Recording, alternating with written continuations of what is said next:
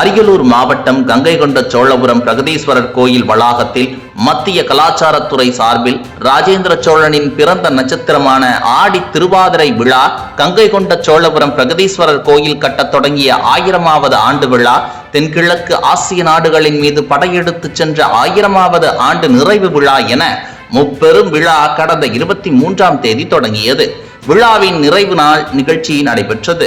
இதில் பங்கேற்பதற்காக பிரதமர் நரேந்திர மோடி நேற்று திருச்சியில் இருந்து ராணுவ ஹெலிகாப்டர் மூலம் கங்கைகொண்ட சோழபுரம் பொன்னேரியில் அமைக்கப்பட்டிருந்த ஹெலிபேடில் பிற்பகல் 12:15 மணிக்கு வந்து சேர்ந்தார். அப்போது பிரதமர் தமிழரின் பாரம்பரிய உடையான வேட்டி சட்டை துண்டு அணிந்திருந்தார். அங்கிருந்து கோயிலுக்கு வந்த பிரதமர் மோடிக்கு பூரண கும்ப மரியாதை அளிக்கப்பட்டது.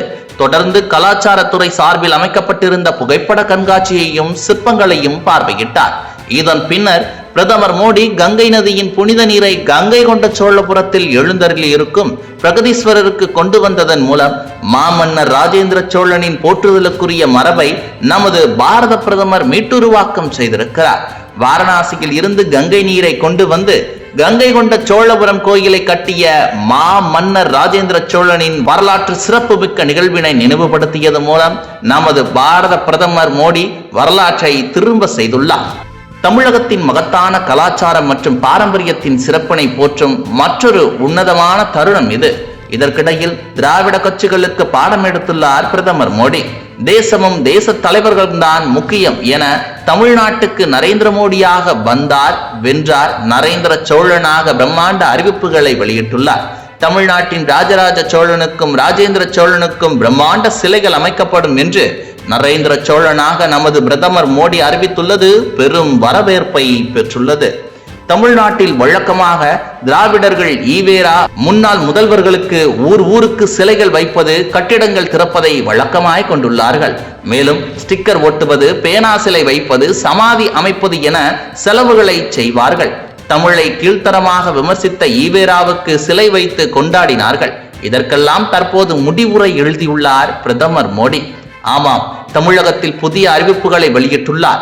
தமிழ் மாமன்னர்களுக்கு பிரம்மாண்ட சிலை அமைக்கப்படும் என்ற அறிவிப்புகள் எல்லாம் வருகிறதே என்று ஒட்டுமொத்த தமிழ்நாட்டு மக்களையும் புருவம் உயர்த்தி பார்க்க வைத்து விட்டார் பிரதமர் மோடி.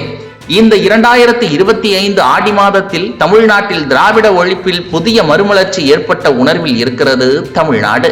சாதாரணமாக சிலை அமைக்கப்படும் என்று பிரதமர் கூறினாலே அது மிக பிரம்மாண்டமாகத்தான் இருக்கும்.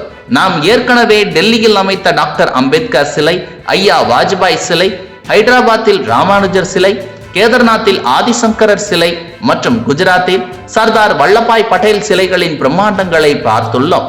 இப்ப மோடிஜியே தமிழ்நாட்டில் ராஜராஜ சோழனுக்கும் ராஜேந்திர சோழனுக்கும் பிரம்மாண்ட சிலை அமைக்கப்படும் என்று அறிவித்துள்ளார் என்றால் அதன் பிரம்மாண்டங்கள் 2 மடங்காக இருக்கும்.